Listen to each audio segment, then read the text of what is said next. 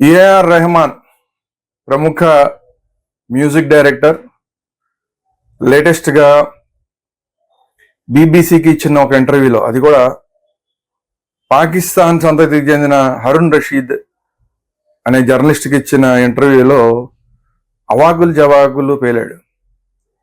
ఈ దేశం గురించి కూడా ప్రపంచం దృష్టిలో తప్పుగా వెళ్ళేలాగా, మెసేజ్ వెళ్ళేలాగా మతం కార్డుని వాడి మాట్లాడాడు. బాలీవుడ్లో గత 8 సంవత్సరాల నుంచి తనకు అవకాశాలు ఇవ్వట్లేదని, దానికి కారణం మతం కూడా అయి ఉండొచ్చు అని మాట్లాడాడు. ఈ చేతకాని మ్యూజిక్ డైరెక్టర్ ఎంతమందిని ఇబ్బంది పెట్టాడో లెక్కే లేదు అసలు. ఒక టైంలో తెలుగులో, తమిళ్లో, హిందీలో అన్నిట్లోనూ నెంబర్ 1గా ఉన్న ఈ మ్యూజిక్ డైరెక్టర్ మరి ఆ రోజు మాట్లాడలేదు. ఆ రోజు మతం గురించి మాట్లాడలేదు. ఆ రోజు ఇదే మతంలో ఉన్నాడు, ఈ రోజు అదే మతంలో ఉన్నాడు. ఆ రోజు పని ఉన్నప్పుడు ఏం మాట్లాడకుండా ఈ రోజు వెనకబడిపోయి, పోటీలో వెనకబడిపోయి,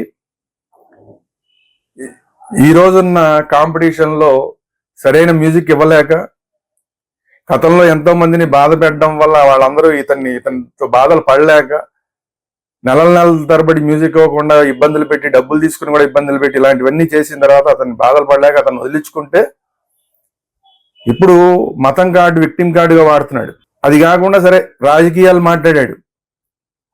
గత 8 సంవత్సరాల క్రితం ఏదో రాజకీయం మారడం వల్ల తనకి అవకాశాలు రావట్లేదని. అంటే ఈ దేశంలో ఏదైతే పార్టీ అధికారంలో, ఆ పార్టీ మతపరంగా తనని తొక్కేస్తోంది అన్న ఉద్దేశం వచ్చేలాగా మాట్లాడాడు. రాజకీయంగా అతను ఏదైనా మాట్లాడుకోవచ్చు, మనకు సంబంధం లేదు. కానీ మతాన్ని అడ్డం పెట్టి మాట్లాడడం అనేది ఎట్టి పరిస్థితుల్లో యాక్సెప్టబుల్ కాదు. అతను ఖచ్చితంగా భారతీయ సమాజం మొత్తానికి కూడా క్షమాపణలు చెప్పాలి. ఎందుకంటే అతని మతానికే చెందిన వాళ్ళు, జావేద్ అఖ్తర్ లాంటి వాళ్ళు, ఇలాంటిది అంతా కూడా ఏమీ లేదు బాలీవుడ్లో, ఇలా మతపరమైన వివక్ష లేదు అని చెప్పారు. మతపరమైన వివక్ష ఉంటే అసలు దిలీప్ కుమార్ అంత సూపర్ స్టార్ అయ్యేవాడు కాదు. దిలీప్ కుమార్ అనే అతను పాకిస్తాన్లో పుట్టి పెరిగిన వ్యక్తి. దిలీప్ కుమార్ అని పేరు మార్చుకుని బాలీవుడ్లోకి వచ్చాడు, ముస్లిం వ్యక్తి. అతన్ని సూపర్ స్టార్గా చేశారు. ఈ రోజున్న అమీర్ ఖాన్, షారుఖ్ ఖాన్, సల్మాన్ ఖాన్, ఖాన్ త్రయం ఈ రోజుకి కూడా బాలీవుడ్ని వెళ్తున్నారు. నిజంగా మతపరంగా చూస్తే బాలీవుడ్లో మరి వాళ్ళకి అవకాశాలే రాకూడదు. సో ఇతను విక్టిమ్ కార్డ్ని ఉపయోగిస్తూ, అది పాకిస్తాన్కి సంబంధించిన, జాతికి సంబంధించిన వ్యక్తికి, అది కూడా బీబీసీలో ఇంటర్వ్యూ చేస్తూ మతాన్ని తీసుకొచ్చి మాట్లాడాడంటే ఇందులో ఒక కుట్ర కోణం దాగి ఉంది. భారతీయ సమాజాన్ని మొత్తం దోషిగా చూపించే, ప్రపంచం ముందు దోషిగా చూపించే కుట్ర దాగుందని మాకు అనుమానంగా ఉంది. అది కాకుండా చావా సినిమా గురించి అవాకులు జవాకులు పెళ్ళాడు. అది ఒక మతానికి వ్యతిరేకంగా తీసిన సినిమా అని మాట్లాడాడు. అంతకుముందు హిందువుల మీద మొఘలాయులు చేసిన దాడులు, వాళ్ళు చేసిన దుష్కర్మలు మరి ఇతనికి కనబడలేదు. ఆ సినిమా మాత్రం ఒక మతానికి సంబంధించి వ్యతిరేకంగా తీసిన సినిమా అని మాట్లాడాడు. ఇది ఒక కుట్ర.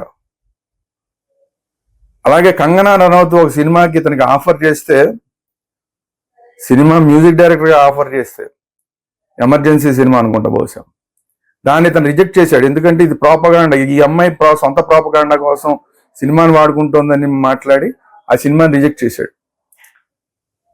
అంటే ఎంత ఇతని ప్రవర్తన చాలా దారుణంగా ఉంది.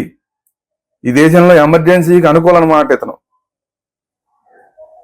ఆ రోజు ఇందిరాగాంధీ చేసిన విధించిన ఎమర్జెన్సీకి ఇతను అనుకూలం అనమాట.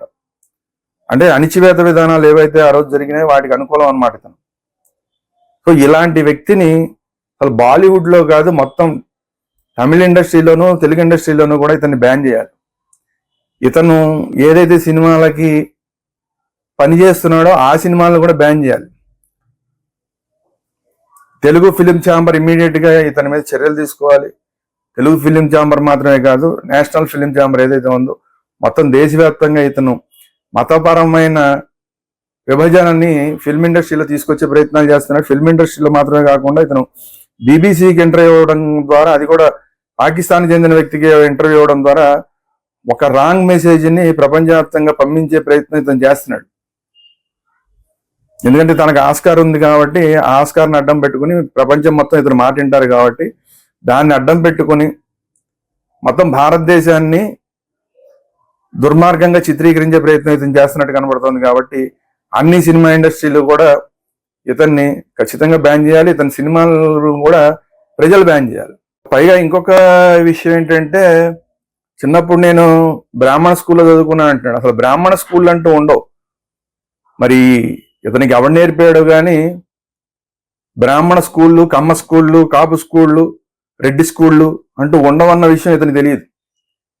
ఏదో నోటికి వచ్చినట్టు దాన్ని ఉపయోగించడం, బ్రాహ్మణ అనే మాటను ఉపయోగించడం ద్వారా ఒక రాంగ్ మెసేజ్ని భారతీయ సమాజానికి అలాగే ఇంటర్నేషనల్ సమాజానికి ఇచ్చే ప్రయత్నం ఇతను చేస్తున్నాడు.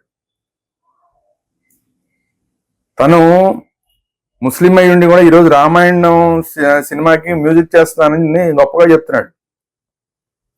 అసలు నీకు ఏం అధికారం ఉంది?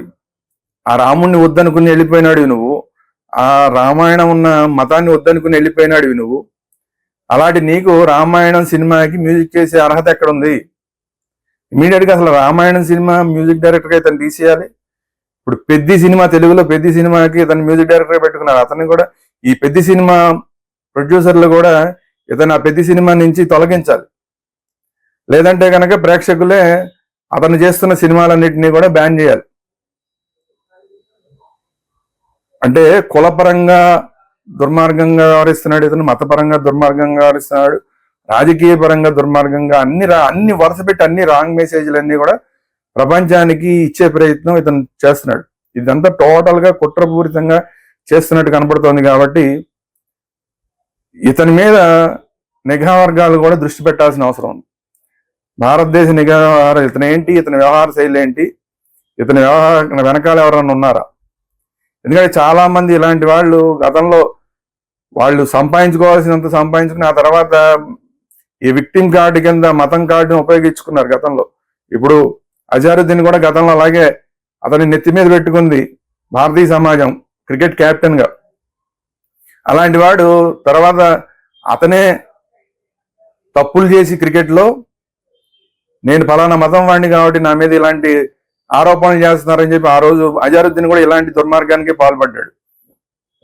ఈ రోజు అలాంటి పనినే ఇప్పుడు ఈ రెహమాన్ చేస్తున్నాడు.